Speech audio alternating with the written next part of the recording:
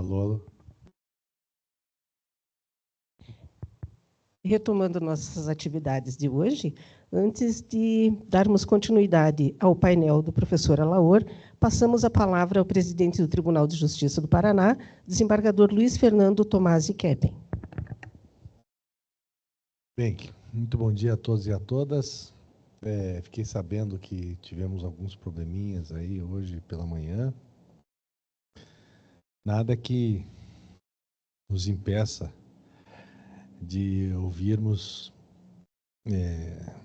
nosso queridíssimo professor Alaor Leite.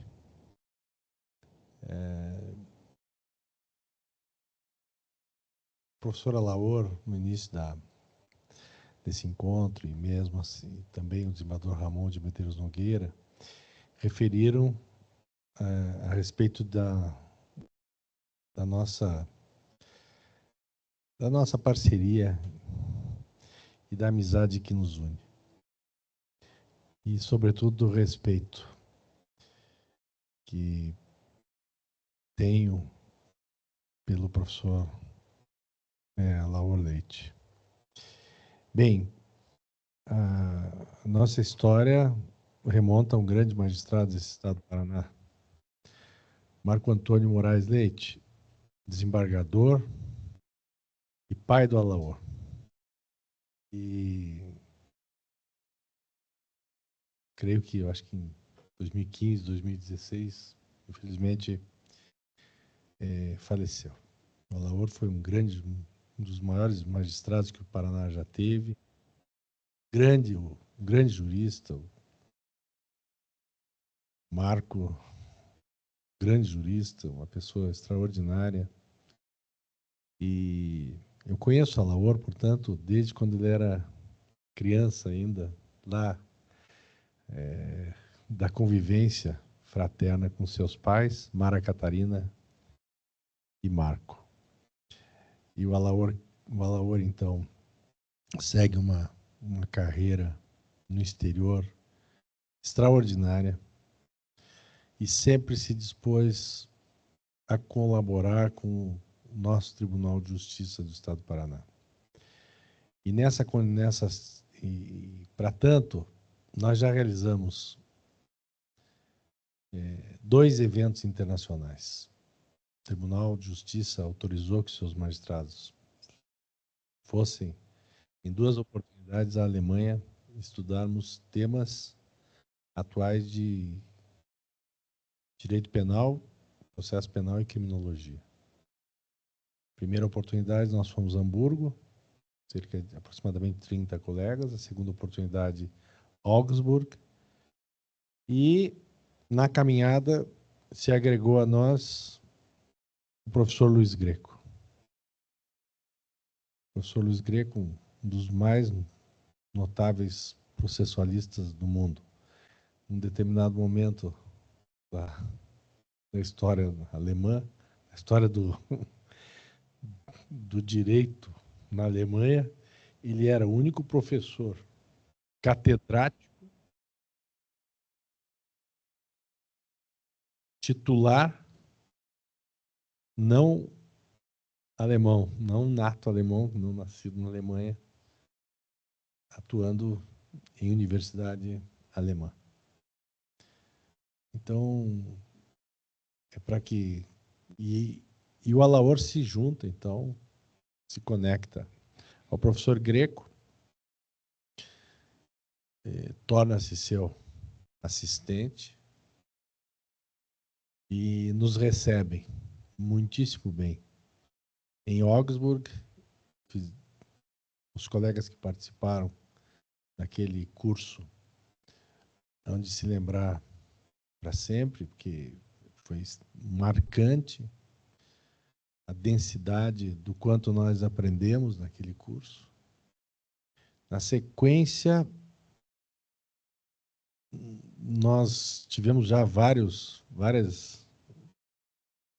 encontros, mas um capítulo daquele encontro de Augsburg, que foi exatamente a estrutura lógica da sentença penal, me impressionou muito. E eu, há muito tempo que eu vinha querendo que os nossos colegas aqui do Brasil, e agora especialmente aqui do Paraná, assessores, magistrados e magistradas, desembargadores e desembargadoras, e eu vejo a desembargadora Priscila aqui conosco,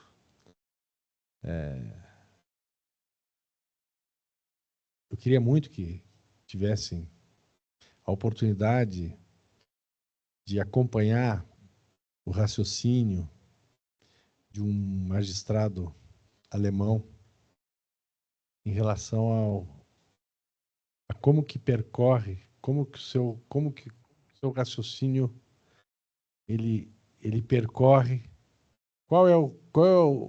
a linha de pensamento do raciocínio para uma sentença, uma decisão penal. Porque quando eu assisti lá em Augsburg a palestra dos professores Greco e Alaor, eu percebi nitidamente que daria para nós utilizarmos essa técnica aqui no Brasil também.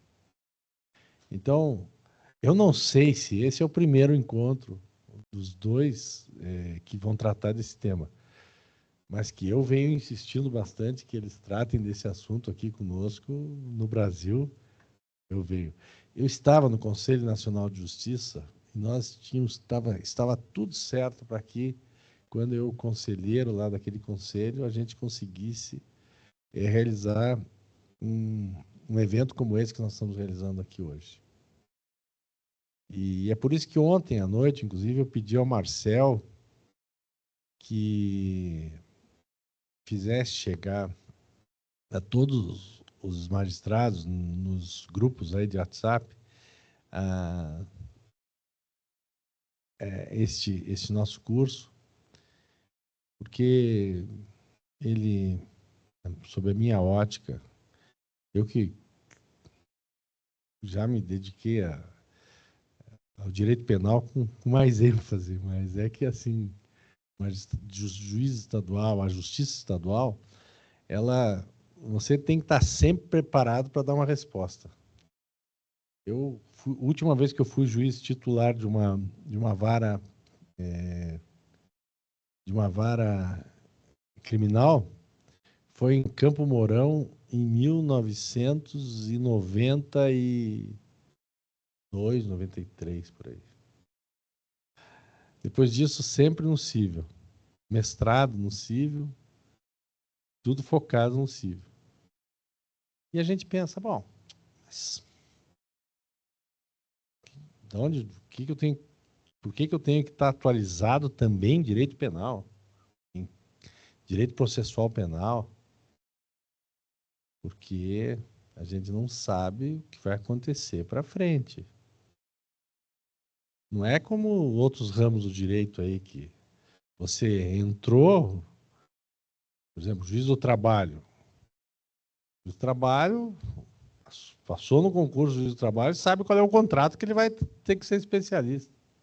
Nós, da Justiça Estadual, mesmo os assessores, hoje estão assessorando um desembargador numa área, um magistrado numa área criminal, na área civil, de repente vão para a área criminal. Então, nós temos que estar preparados para dar resposta à complexidade que é a prestação jurisdicional da Justiça Estadual. E nesse contexto, vou trazer meu exemplo.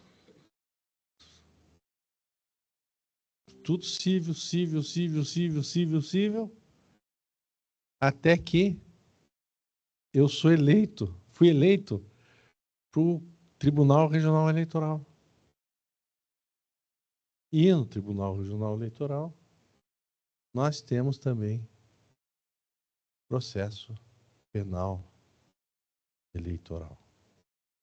Processo e direito penal. E os temas do direito penal voltam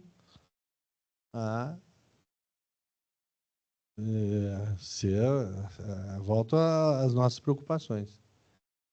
Então,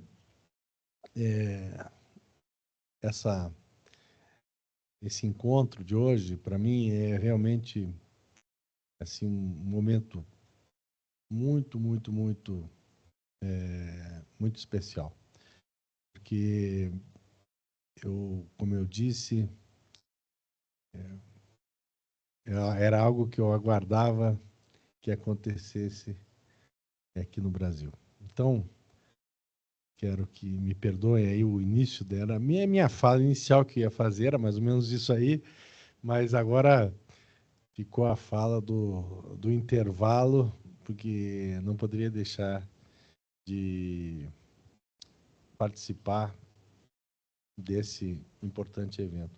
Também quero convidá-los hoje para todos aqui já comentaram, o desembargador Ramon na abertura também já mencionou, que às 17 horas haverá o lançamento do livro Direito Penal, Parte Geral, Tomo 1, de Klaus Roxin e Luiz Greco, e que tem como organizador o Dr. Alaor Leite.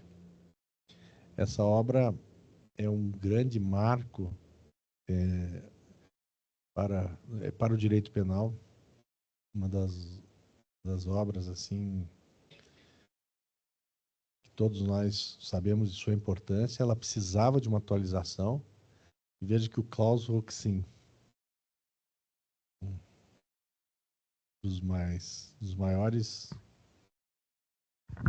penalistas da Alemanha, a gente sempre fica com receio de falar do mundo, mas parece que um dos mais conhecidos, pelo menos no mundo, dos mais citados, encomendou.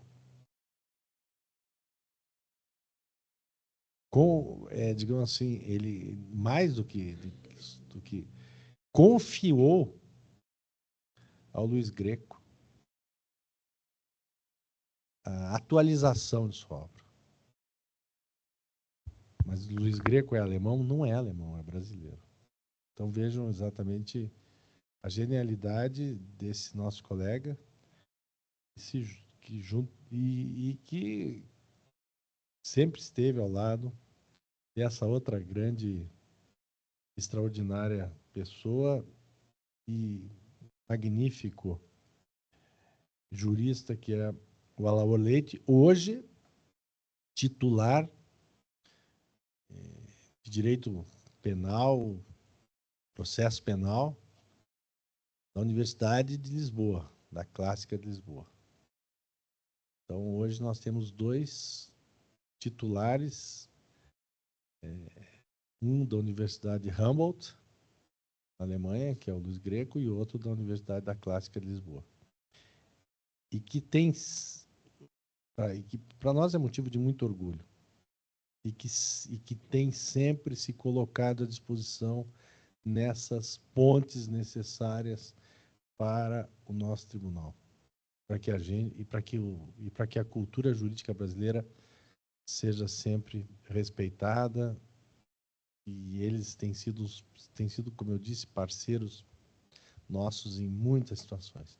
Quando eu estava no Conselho Nacional de Justiça e as coisas envolviam temas sensíveis de direito penal, processo penal, mesmo a Resolução 410, ambos participaram decisivamente dela, que a Resolução 410 é a resolução CNJ que trata da cultura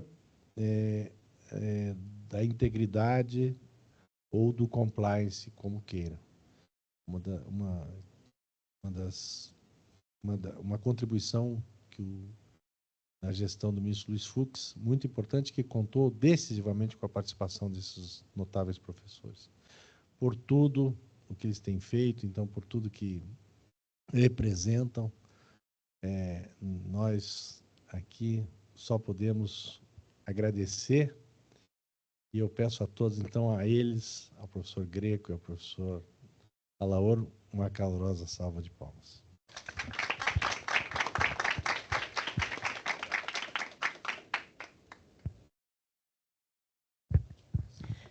Neste momento, damos continuidade ao painel do professor Alaor Leite. Professor, a palavra é sua. Muito obrigado. Eu não tenho como deixar de renovar tudo quanto já foi dito ao início desta conferência, agora com a presença física do presidente deste tribunal, a quem eu posso, com grande alegria e satisfação e verdade, chamar de um amigo que, a partir de um determinado momento, nossas vidas se reconectaram em um outro plano, em um plano de construção profissional, de um diálogo entre ciência e prática. Eu acho que essa é a marca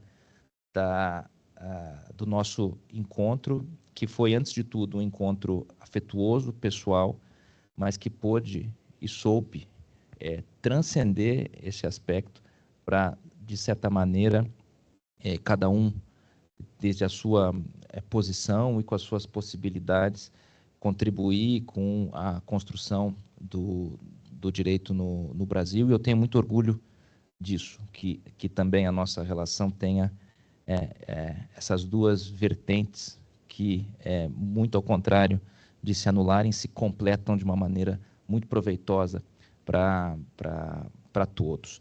E essa ideia que nós podemos gestar junto com o desembargador Ramon de Medeiros, já naquela altura, já em 2017, que ela tenha conseguido se transformar em prática, é também motivo de orgulho. No CNJ só não foi possível porque enfrentamos a pandemia exatamente naquele momento, e aquilo desestabilizou os projetos, naturalmente, de todos, mas sim a primeira vez que Luiz Greco e eu estamos juntos num curso dessa natureza no Brasil. Talvez individualmente já tenhamos falado sobre o tema aqui e ali, mas nunca tivemos juntos um dia todo a esse propósito. Como houve uma pequena falha técnica, eu peço apenas licença aos presentes, porque houve uma interrupção precisamente no momento em que eu narrava uma história, presidente Keppen, que me parece muito reveladora desse diálogo entre ciência e prática. Era uma sexta-feira qualquer na Universidade de Munique, e o professor Klaus Roxin, então, nos recebia empunhando uma carta. E logo que adentramos, o professor diz: essa é a carta mais importante da minha vida acadêmica. Fomos tomados assim por alguma perplexidade, porque alguém que já recebeu todos os encômios de todas as naturezas, prêmios que se acumularam ao longo da vida dele é possível dizer que tudo o que há de prêmio no meio jurídico já foi concedido a ele, mas ele estava especialmente efusivo, especialmente feliz com aquela carta. E aí a transmissão foi interrompida nesse momento, até dando uma nota parecia novela, assim, de interrupção, cenas para o próximo capítulo. Não era o caso, mas o fato é que aquela carta era uma carta do BGH, o STJ alemão. Eu já pude dizer aos colegas que o STJ alemão, em matéria penal, tem áreas de definitividade, porque o Tribunal Constitucional alemão não tem competência originária em matéria penal, julga questões penais em controle de constitucionalidade, mas, evidentemente, com muito menos frequência do que o nosso Supremo Tribunal Federal. Então, o STJ, em matéria penal, tem uma relevância que eu diria até acrescida em relação ao nosso. E o STJ dizia, então, que naquela altura ele teria sido o jurista mais influente do século XX e aquele com quem a Corte mais havia dialogado e a quem a Corte lia sempre antes de tomar grandes decisões em matéria penal. E não os 30 honoris causa que ele recebeu, e não todos os encômios acadêmicos, todas as medalhas ligadas também à cidade de Munique, ao governo da Alemanha, que ele recebeu ao longo da vida, nada disso era, na visão dele, como jurista, mais relevante do que aquela constatação de que ele tinha sido o jurista que mais tinha capacidade de dialogar com a construção e realização do direito. Portanto, ele, e esse livro dele que hoje temos a honra de lançar aqui no tribunal, é também uma tradução de um método que compreende a resolução de casos não como um mecanismo didático, mas como um mecanismo político, jurídico de construção do direito a partir de um diálogo permanente entre ciência e jurisprudência, em que nenhum dos dois ensina o outro, mas são antes coparticipantes da melhor solução, apenas com funções diversas. A do magistrado nitidamente mais dramática e urgente, mas a do cientista também engloba a capacidade de reconhecer essa urgência e esse drama do magistrado e antecipar os problemas vindouros, os problemas do futuro, para que quando eles surjam, esse drama e essa urgência se vejam, de certa maneira, mais bem acomodados no sentido de construção do direito. Acho que a obra do professor Klaus Roxin expressa isso, essa história que eu e o Luiz podemos testemunhar, e que não está em lugar nenhum, foi um dia qualquer que ele nos contou, também refletem esse diálogo. Quando estivemos em Augsburg e fizemos como que uma introdução a esse método, mas também uma demonstração do método, e eu acho que esse foi o elemento gatilho, vamos dizer assim, que de certa maneira acendeu na percepção do presidente Keppen, do desenvolvedor Ramon, essa vontade, de certa maneira, de partilhar isso com todos os magistrados aqui do Estado do Paraná, e para além disso, quer dizer, de partilhar aquela experiência que tinha sido muito particular, com talvez 30 pessoas, 25 pessoas, para que ela pudesse também ser de utilidade para o direito brasileiro. E naquele momento, já disse aos presentes e àqueles que também nos assistem, que essa demonstração ficará hoje a cargo do professor Luiz Greco à tarde, que é quem também pode, de maneira mais, autorizada, apresentar fique à vontade, essa demonstração. O meu papel era mais introdutório, como que a preparar a tarde de vocês. E já concluímos, na primeira parte, de que este método não é uma sugestão didática e atravessa a formação do jurista desde o primeiro dia em que ele ingressa na universidade até o dia em que ele é examinado no segundo exame estatal e obtém a sua nota, a nota que então indicará se ele pode ser um magistrado, um notário, um advogado, um promotor ou exercer alguma outra função no sistema de justiça. Este exame é igual para todos, ou seja, independentemente do futuro que a pessoa escolha para si, ela enfrentará a mesma prova. E essa mesma prova é uma resolução de grandes casos em todas as matérias do direito. Para que os senhores possam ter uma dimensão disso, essa prova dura 5 dias, segundo exame estatal, em que são resolvidos por dia, durante 6 ou 7 horas, um caso de direito público, um caso de direito privado, um caso de direito penal, e há, depois dessa fase, uma fase oral, ainda provas orais em cada um desses ramos. E tanto a fase escrita, que é uma resolução de um caso a partir do método de resolução de casos, que é essa co-construção do direito que une ciência e prática, mas também a prova oral não é uma prova fixada em abstrações. Não haverá um examinador em matéria penal que indague ao candidato qual é o conteúdo da chamada teoria do domínio do fato. Essa pergunta não ocorrerá. O examinador indicará um problema, dirá, por exemplo, o Beguerrat, em 1967, em decisão relevante publicada no repositório de número tal, decidiu que para a consideração de que alguém é coautor de outrem, é necessário uma participação concreta durante a execução do crime. Não basta uma participação relevante na chamada fase preparatória ou no acordo comum para a realização do crime. Essa decisão gerou alguma discussão e, sobretudo, parece suscitar problemas em tal caso. Vou lhe dar o caso e o senhor, então, por favor, discorra sobre os problemas divisados nesse caso, as soluções que se apresentam e tome uma posição sobre essa problemática.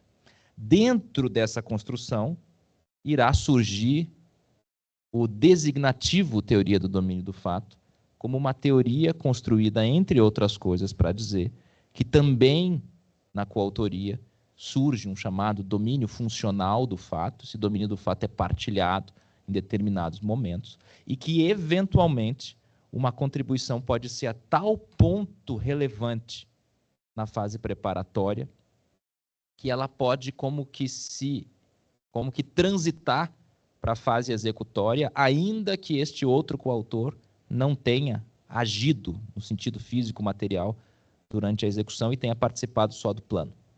Então, o termo teoria do domínio do fato nunca será apresentado como uma teoria, será sempre um instrumento de resolução de um problema normalmente verificado pela jurisprudência.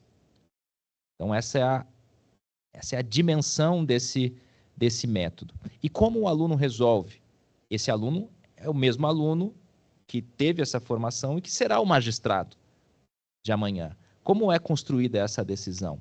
Não como um ato decisório fundamentado, mas como uma construção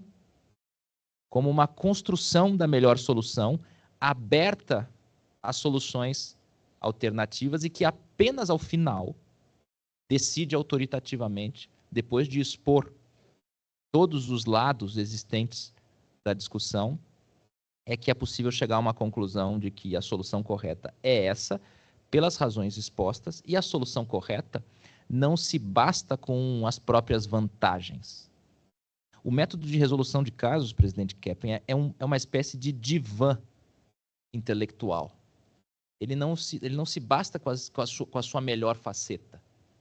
Ele precisa daquilo que eventualmente enfraquece a sua posição para, na explicação das razões pelas quais aquilo que parece enfraquecer, no fundo não enfraquece aquela decisão, as razões pelas quais aquele ponto fraco, no fundo, é uma má compreensão, e a partir disso, a construção da solução correta não se vê enfraquecida, e sim fortalecida, porque ela é construída incorporando aquilo que o crítico pode, contra ela, invectivar. Ela como que se protege também da crítica.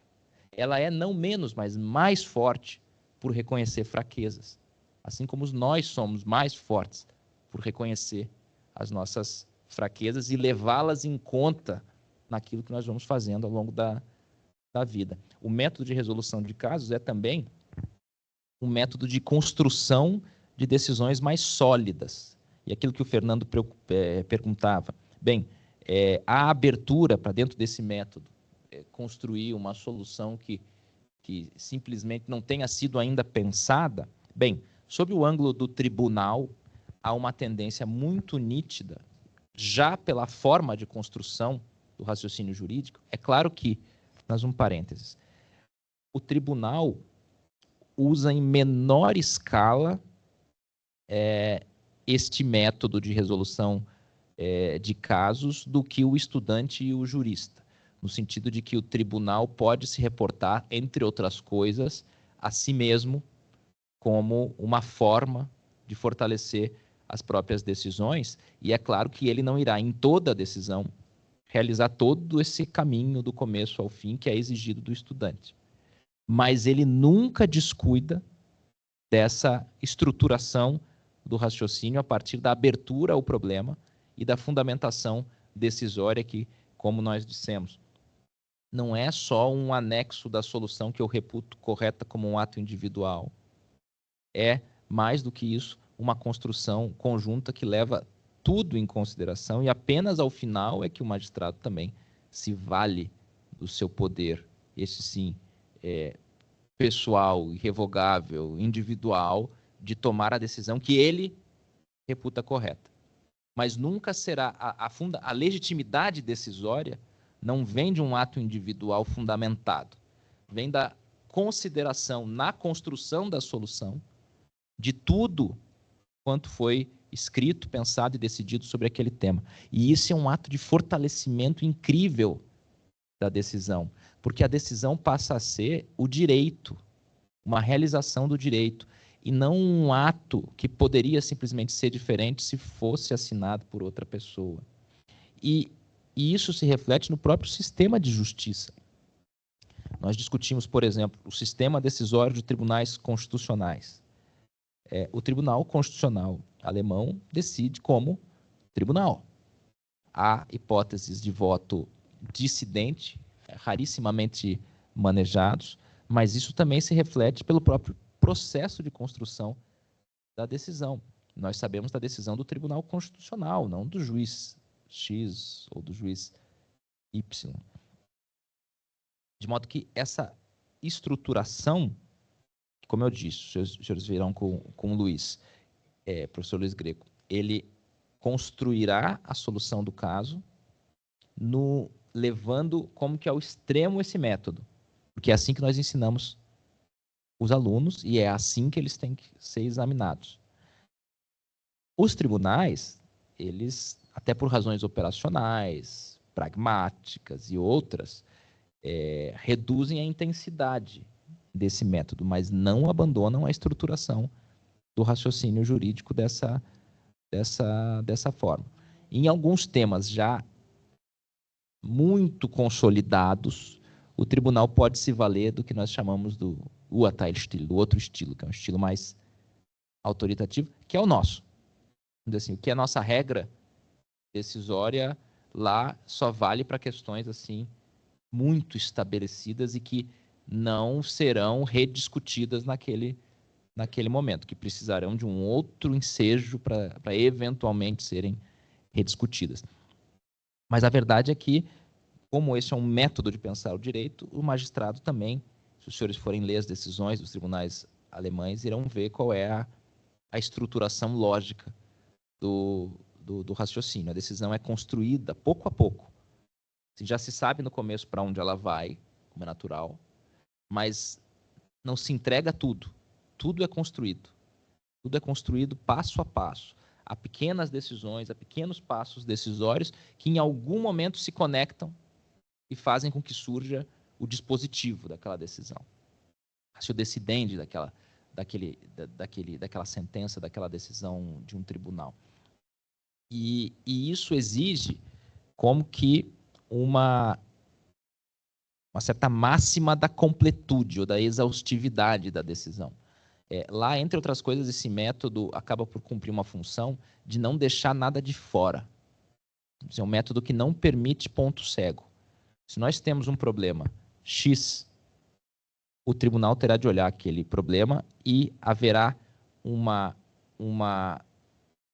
espécie de resumo factual que já é, no fundo, também a indicação dos elementos de fato que são também, ou que suscitam questões jurídicas que precisam ser decididas, e o tribunal não vai se furtar de analisar juridicamente nenhuma dessas questões relevantes.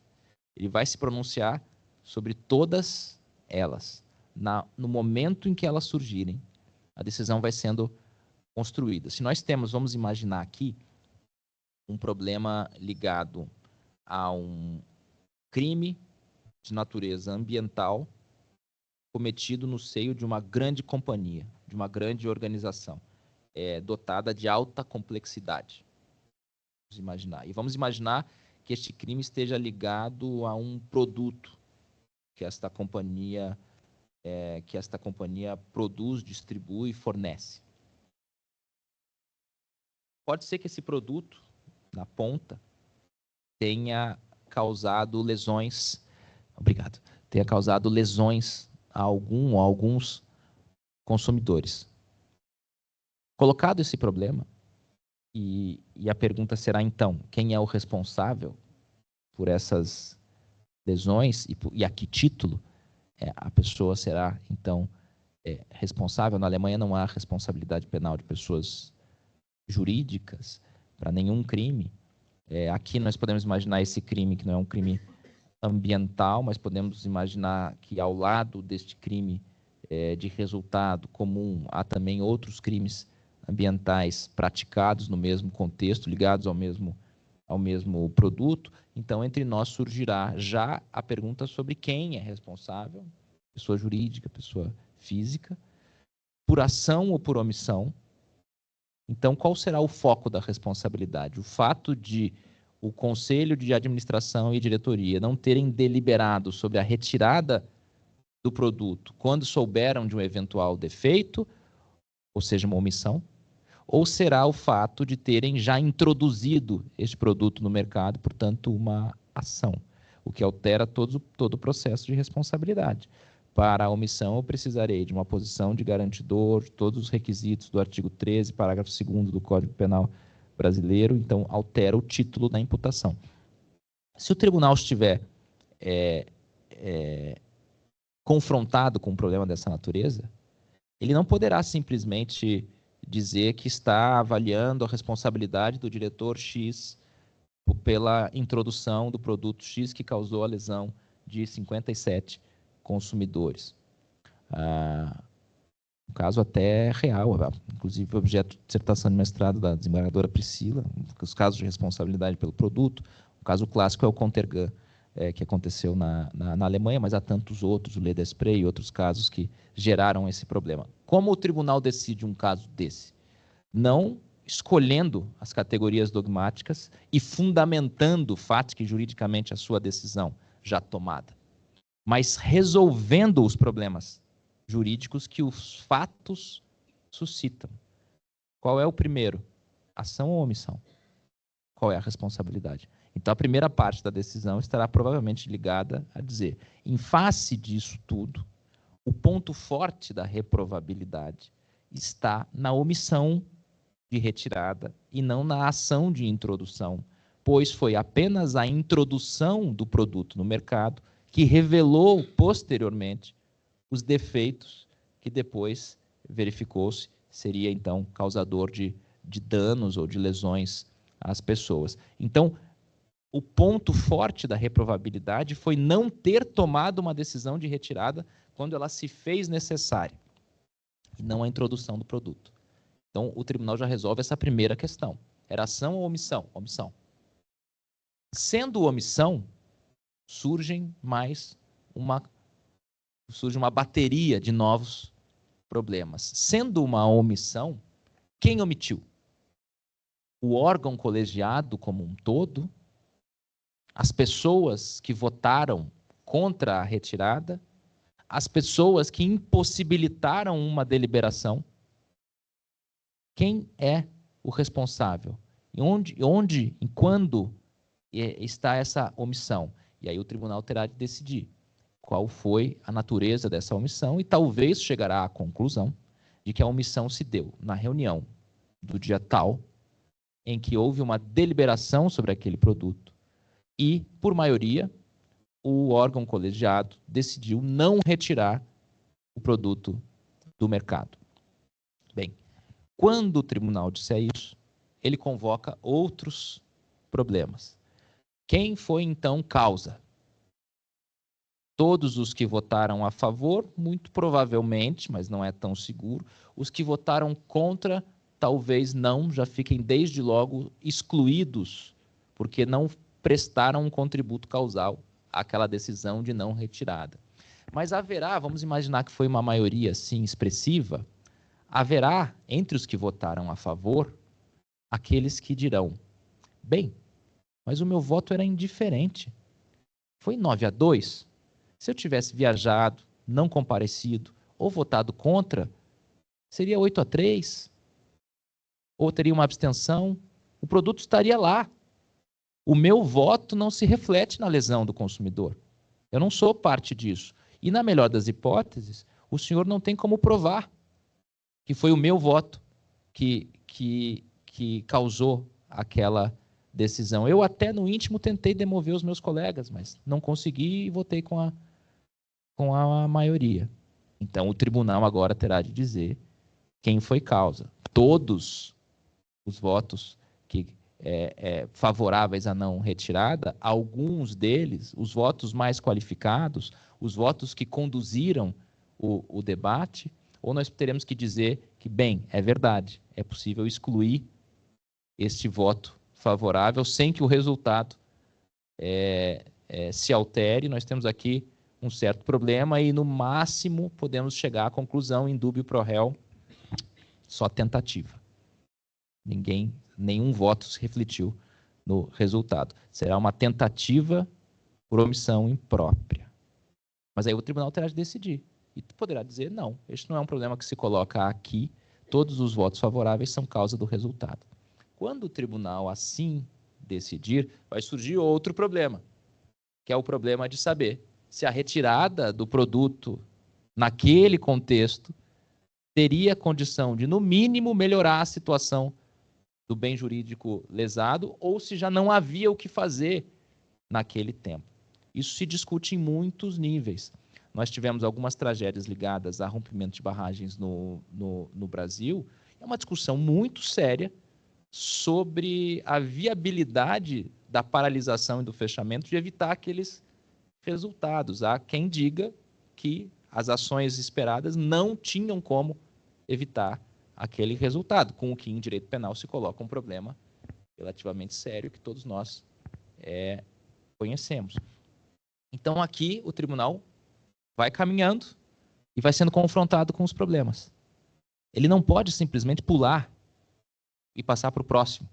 Ele, nesse momento, ele não poderá dizer todos foram causa e pular o problema da conexão entre a ação omitida e alguma melhora na situação do bem jurídico. Alguns até são mais exigentes e dizem que a ação tem que evitar ou impedir o resultado. O nosso código até se inclina, usa a palavra impedir, mas alguns vão dizer, não, uma ação que melhorasse substancialmente a situação do bem jurídico tem que bastar.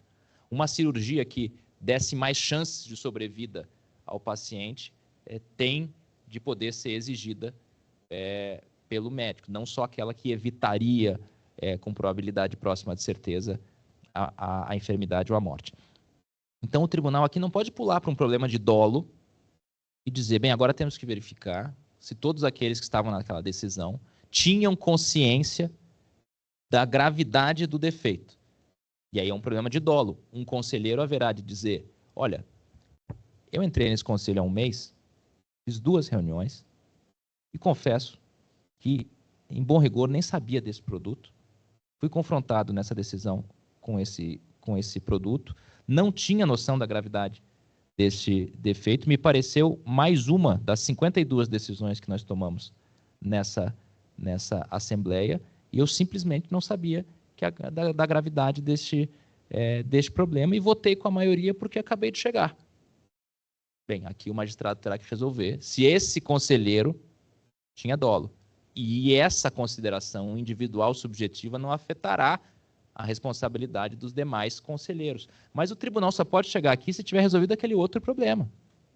Ele não pula para o problema do dolo. Ele tem que resolver esse. Quando ele resolver esse, ele passa para o próximo. Dolo. E assim por diante. Havia causas de justificação? Havia uma urgência, um estado de necessidade? Uma decisão de retirada daquele produto iria inviabilizar a operação daquela companhia definitivamente. É uma situação próxima a um estado de necessidade? O tribunal vai ter que dizer não. Não, porque os bens jurídicos envolvidos aqui, os danos eram danos à saúde e não há aqui uma sensível superioridade do bem a ser salvo em relação ao bem a ser sacrificado. Eles tinham que paralisar com perdas e não importa, mas vai ter que enfrentar. Não pode ignorar um problema jurídico que tenha surgido. O tribunal tem que enfrentá-lo. E a decisão vai caminhar até que chegue à conclusão de que, então, vencido esse caminho, a conclusão é de que todos os que participaram da deliberação do dia tal e votaram favoráveis à não retirada são responsáveis criminalmente pelos crimes de lesão culposa por omissão realizados em face dos consumidores. A decisão acaba assim. Ela é uma construção que enfrenta todos os problemas e não uma fundamentação da solução já correta. Essa é a estrutura do pensamento. Mais nítida para o estudante do que para o magistrado, mas não é, Priscila, se formos ler a decisão do Leda Spray, num caso, não vou aqui narrar, não temos aqui tempo, mas tinha a ver com um contexto parecido com esse que eu narrei, a decisão tem essa estrutura. A decisão não começa e diz, olha, temos aqui uma responsabilidade omissiva dos conselheiros. Não. A decisão dirá, o problema suscita a indagação inicial sobre qual é a conduta proibida. E aí discorre sobre a conduta, discorre sobre os elementos do tipo, sobre a causalidade, sobre a imputação, sobre o dolo, sobre causa de justificação, autoria, coautoria dos que votaram favoráveis, ou autoria individual de cada um.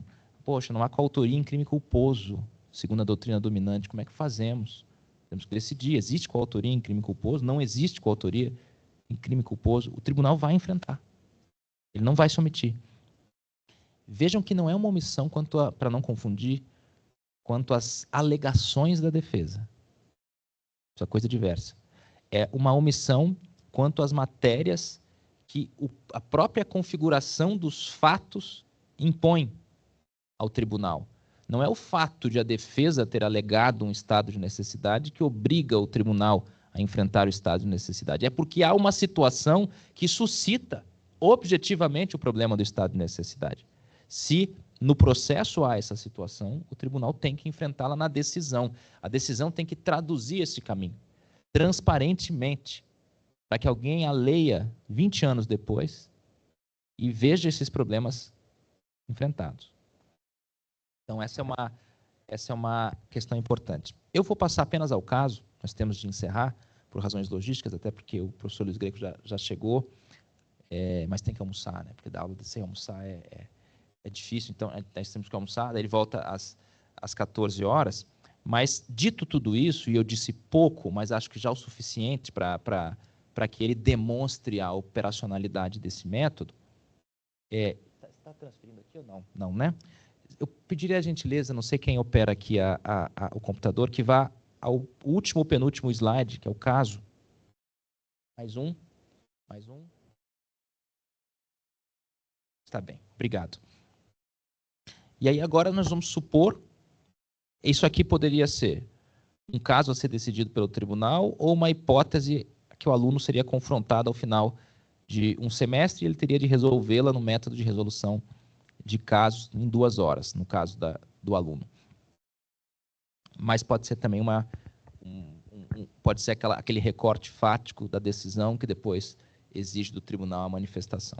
Vamos ler o caso e o professor Luiz Greco irá resolvê-lo com os senhores e com as senhoras.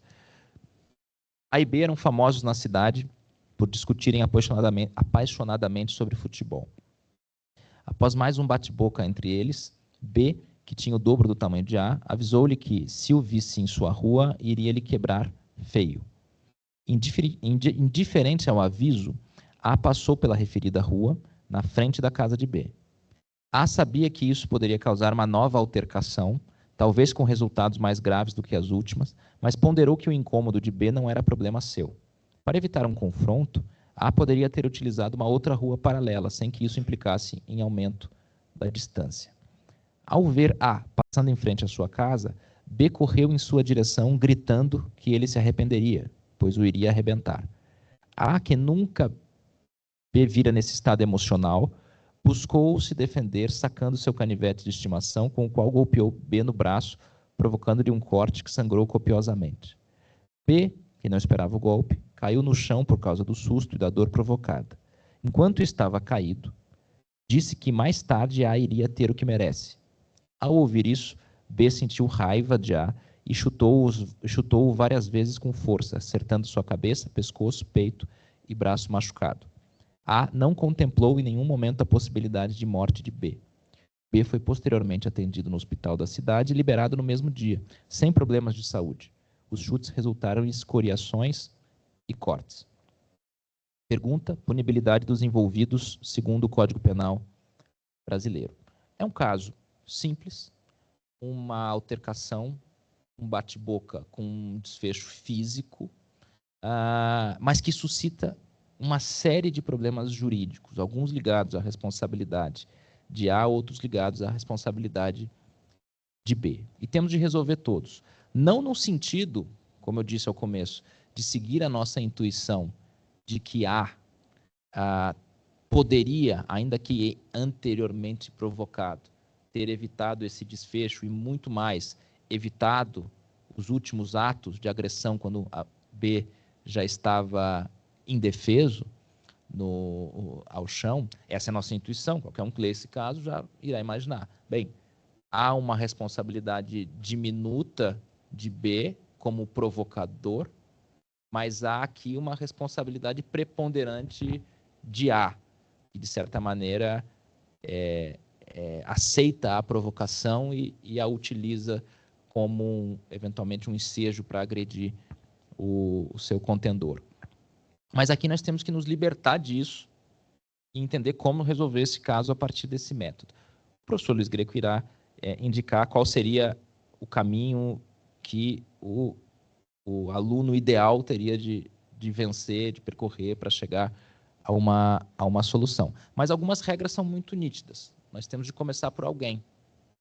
Quando nós temos essa situação, é mais natural que nós comecemos por quem atuou ou por último ou com maior gravidade. Depois construímos a solução. Ocorre que podem surgir questões incidentais, não é? Quando formos verificar a responsabilidade de A, em algum momento nós vamos chegar à legítima defesa, vamos verificar que um dos requisitos da legítima defesa é uma agressão ilícita e teremos, portanto, de confrontar o próprio comportamento de B, sobre a sua licitude. Houve aqui uma discussão anterior e houve uma ameaça anteriormente. Nós vamos ter que enfrentar essa ameaça, ou quem sabe até um constrangimento ilegal, não é? Se eu limito a liberdade de alguém com uma ameaça, eu não só realizo o crime de ameaça, como também, de certa maneira, constranjo a liberdade, no caso de A, de passar por aquela rua, algo que B não teria o direito de fazer. Bem, seja como for, as questões vão surgindo. E, à medida em que elas surgem, o jurista tem que enfrentá-las com a mesma seriedade.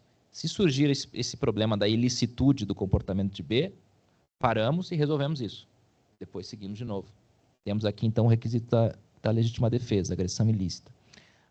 E aí vamos seguindo para os outros requisitos, os meios moderados, necessários, enfim.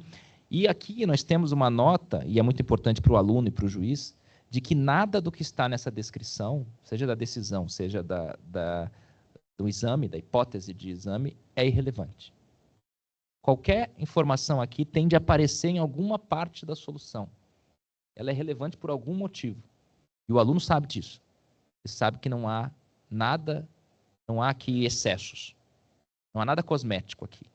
Aqui o fato de que ele poderia ter usado outra rua sem que isso aumentasse a distância tem alguma relevância em algum momento que nós ainda não sabemos qual é. O fato dele ter sido acometido por um afeto, por uma emoção, tem alguma relevância em algum momento, muito provavelmente um excesso. Mas há aqui problemas que se entrecruzam e fecham um recorte fático que impõe uma solução. Então aqui jamais será o caso de começar a teorizar sobre as teorias a respeito da fundamentação da legítima defesa.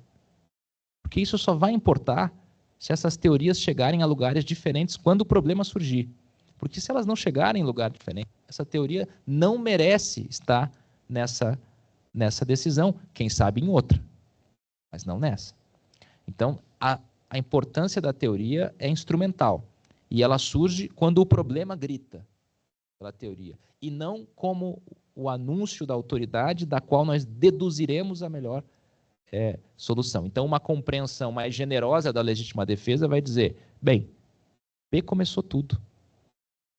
Foi B quem se colocou nessa posição. A está em legítima defesa. Essa é uma intuição que pode vir de uma teoria mais individualista da legítima defesa, menos ligada a restrições éticos-sociais, a restrições externas, a consideração à pessoa do agressor. Há teorias que simplesmente desconsideram o agressor. O agressor é um turbador da esfera jurídica alheia. Ele assinou a sua sentença ali.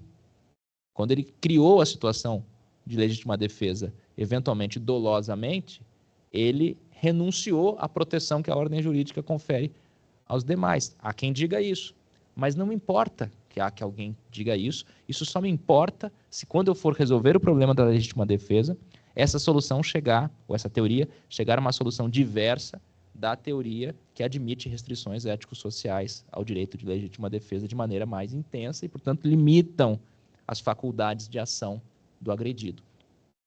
Fora disso, essa contenda não resolve o problema. Ela não importa isoladamente. Excesso, se temos aqui um problema de excesso, as teorias sobre o excesso importam apenas quando nós tivermos de avaliar se naquele momento da raiva, a expressão aqui é a raiva, houve um excesso que a ordem jurídica precisa considerar para eventualmente desculpar aquele que se excedeu. Na Alemanha e em Portugal há um dispositivo de excesso em legítima defesa. Nós sabemos que o nosso ordenamento jurídico não reconhece o excesso como uma causa típica de exclusão da culpabilidade, portanto, há uma discussão sobre a natureza do excesso, quais são os critérios do excesso, quais são as emoções que desculpam, todas ou apenas aquelas que nós chamamos de astênicas, as emoções da fraqueza, não é? E não as emoções da força, raiva, vingança, ódio. Né? Então, tudo isso vai aparecer aqui em algum momento, mas não como produto da nossa intuição de que A é um sujeito desmedido, ou de que é um sujeito perigoso.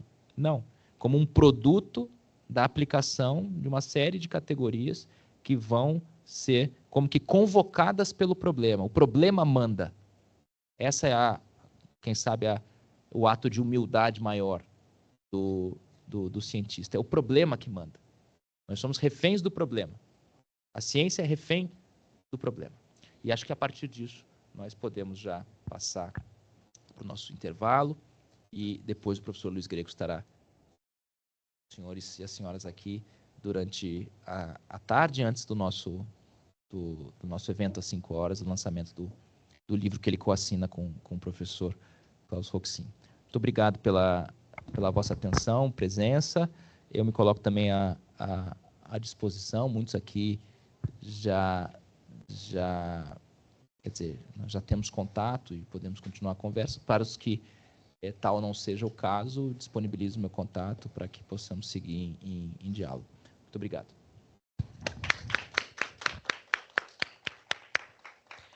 Muito obrigada, doutora Laor. Chegamos, então, ao momento do nosso intervalo, mas antes de fazermos a nossa pausa, convidamos a desembargadora Priscila Placha Sá para entregar o certificado para o nosso palestrante.